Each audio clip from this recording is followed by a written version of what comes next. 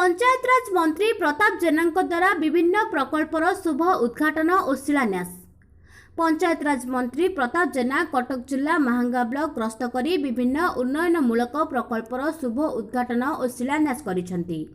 एही अवसर में मंत्री श्री जेना प्रथमे बराहीपुर गस्त करी मुरली छकटारे मणिजोरी उप स्वास्थ्य केन्द्र नूतन कार्यालय गृह और महिला मिशन शक्ति नूतन गृह को उद्घाटित करथिले।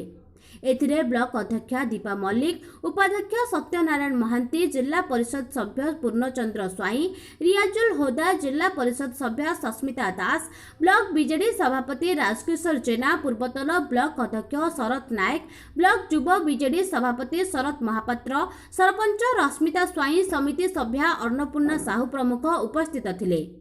सेहीपरि ओसंग पंचायत ग्रस्त करी महांगा आदर्श विद्यालय को संजोग करुथिबा गोकन बईचुआ ग्रामर उन्नयन रास्ता को भित्ति प्रस्तर स्थापन करथिले। एही रास्ता निर्माण हेले बराहीपुर, पाइकरापुर, गोकन, ओसंग, पल्ली साही आदि पंचायतर जनसाधारण माने बेस उपकृत हेबे। एही कार्यक्रम में सरपंच निहारिका विश्वाल, समिति सभ्या काननबाला महांती, धीरेन्द्र विश्वाल, भगवान विश्वाल समेत बहु बीजेडी कर्मकर्ता और संघर महिला माने उपस्थित रहिथिले।